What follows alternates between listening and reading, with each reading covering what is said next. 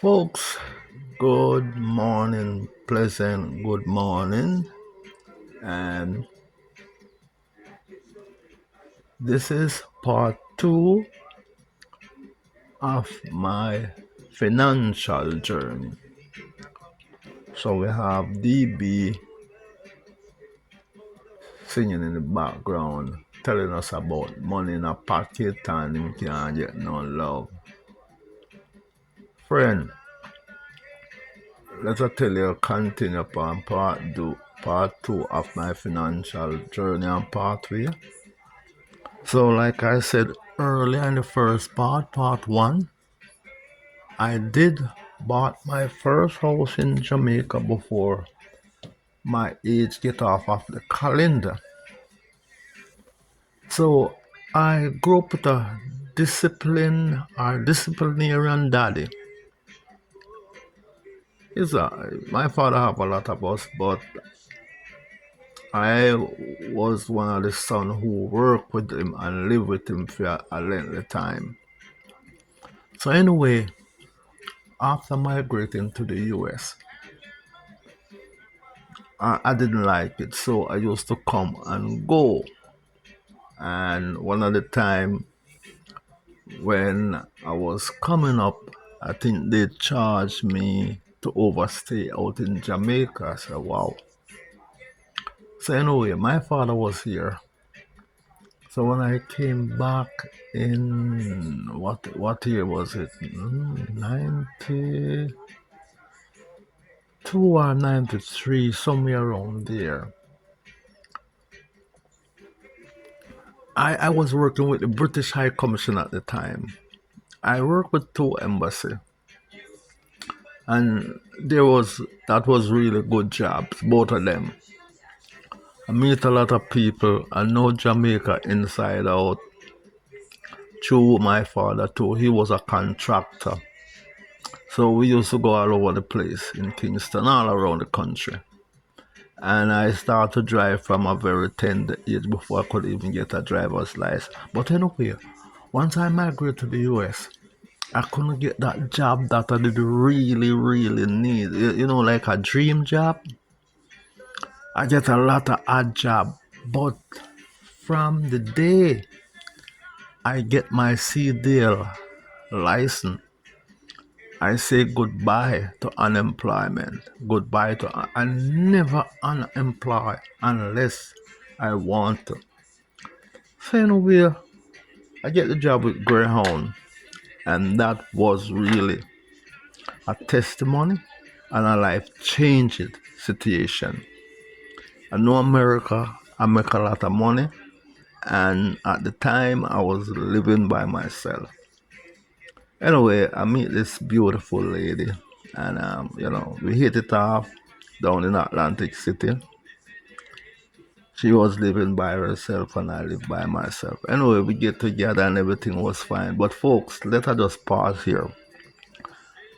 That woman and man, if you meet anybody, take it from lucky, you got to be extremely careful with family, children, grandchildren. That was one of the things that spoiled me and that lady relationship.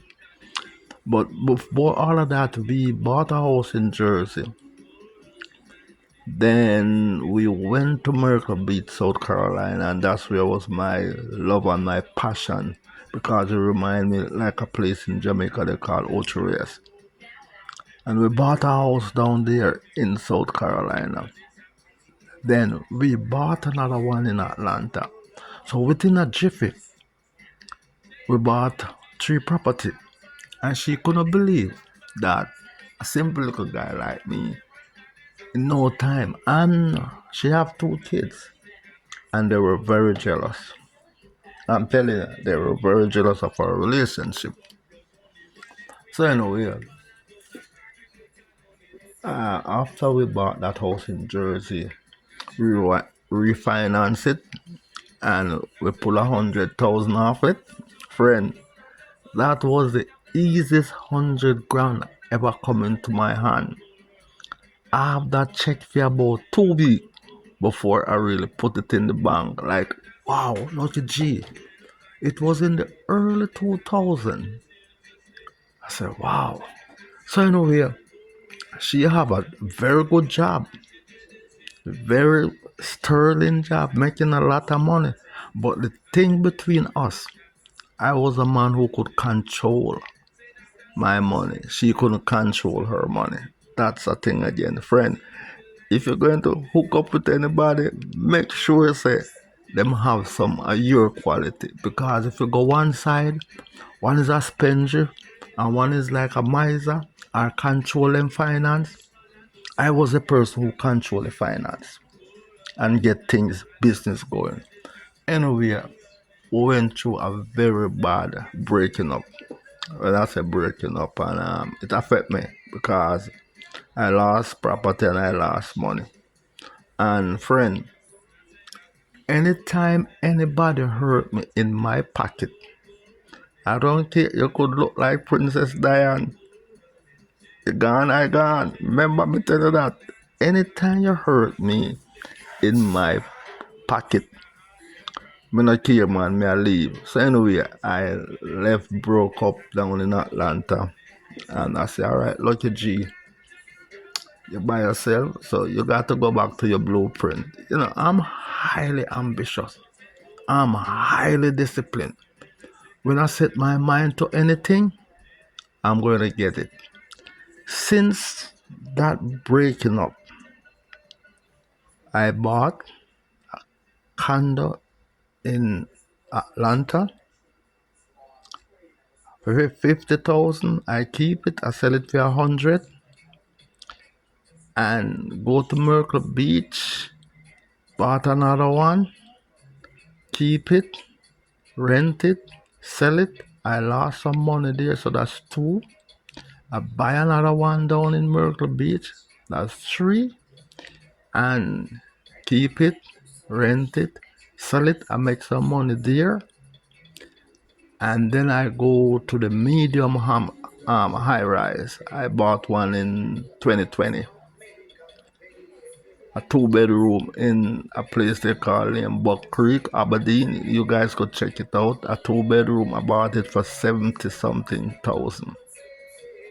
And that is in 2021. I bought another 1 bedroom in there for 64,000. People couldn't believe, and I was telling friends, say, guys, get some money, 64,000. That was 2021. So I have two condo, and the blessing and everything start to flow. So 2022. No, I'm missing some point. I'm going too fast. I think it was 2009. I run into this little cutie at Greyhound, Marlene, and yeah, we hit it off. And I did live by myself in Brooklyn, and she did live by herself in Queens. And yeah, that's how I start to move up again and bought that 3 bedroom in Atlanta for 50,000 cash. And then I hold it and sell it for 100. And Marlon and I is still together. So after we hit Myrtle Beach, I can tell you, the first condo there, bought it for 60,000, hold it, sell it, lose some money. A place named Caraville. And then I go to, which one of them? I forgot the name. There's so much. Anyway, I buy and sell. But 2020 was a life-changing experience. After I get this 2 bedroom for under 70,000. 2 bedroom. 2020. I think it was September. I closed on it, cash. And then 2021, I buy that 1 bedroom for 64,000 cash. And then 2022, I sold out most of my stock I sold out 125,000 worth of stock after holding it for 5 years and buy another condo for a 1 bedroom now. 1 bedroom for 125,000 cash. So I have 3 condo in no time. But I like real estate. So even I'm a senior, I'm still buying real estate. So no age no have to do with nothing. If you have the ambition and if you have your 5 plus and if you have your blueprint, friend, you will get anything. And 2012, after I buy that 3 bedroom townhouse down in Atlanta for 50,000, I buy a brand new Lexus for 50,000 cash too. Brand new. They said you guys was the first black people to buy one of the F Sport Lexus. So it was just a blessing and everything just mesh. So anyway, 2022,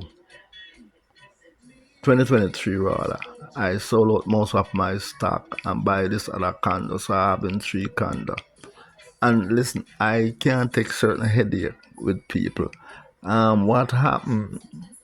Some work was going on there and it flooded out.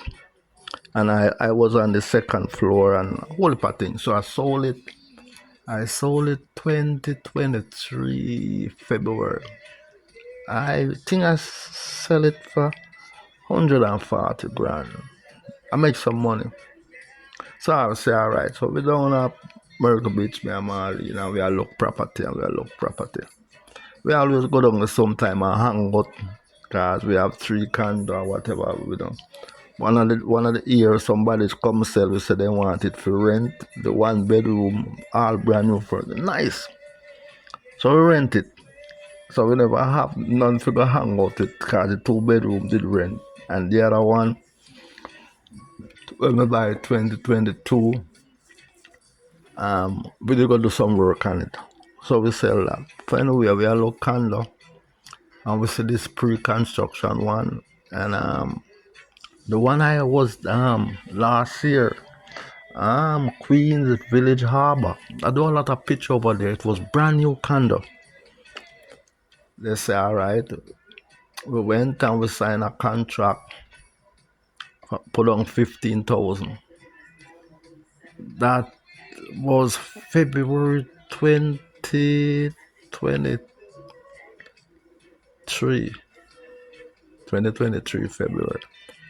Friend, we never get that property until when? Wait, no, 2022 lie. 2022 February we paid on that 15,000 at it, and we should have get it 20 September 2022. We never get that property until till 2023 August. We close on it, and the price appreciate 165,000 cash. It went up, but I like it over there. It's nice. You have a lot of. It's nice. I like it over there. So we're sitting on 3 condo as we speak, and we have no debt on none of those condo. And some folks wanna look at you. How you do for this cash deal? Listen, man. Like I said, pay yourself. Pay yourself first, and if you meet anybody, make sure say them have some of your quality. If you not do that, you're not gonna reach your financial goal. So this is part 2. I think it's too long. Part 3 next week will be shorter.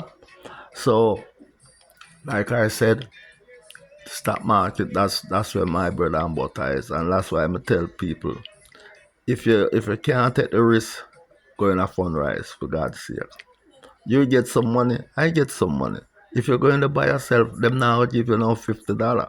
If you're going to buy my encouragement, my link, you get $50. Look at you get $50. And if you go so on, if you get anybody else, you get $50. So it's a chain reaction. And Funrise is good. I listen, folks, no bragging nor no boasting. When me broke and me need some money, me just sell a few stock. And you wouldn't believe how fast it sell. So on top of that, this is Money Friday. Lucky G style. Stay long, stay strong, stay sweet, and stay out of trouble, one and all. This is part 2 of the financial pathway. Goodbye.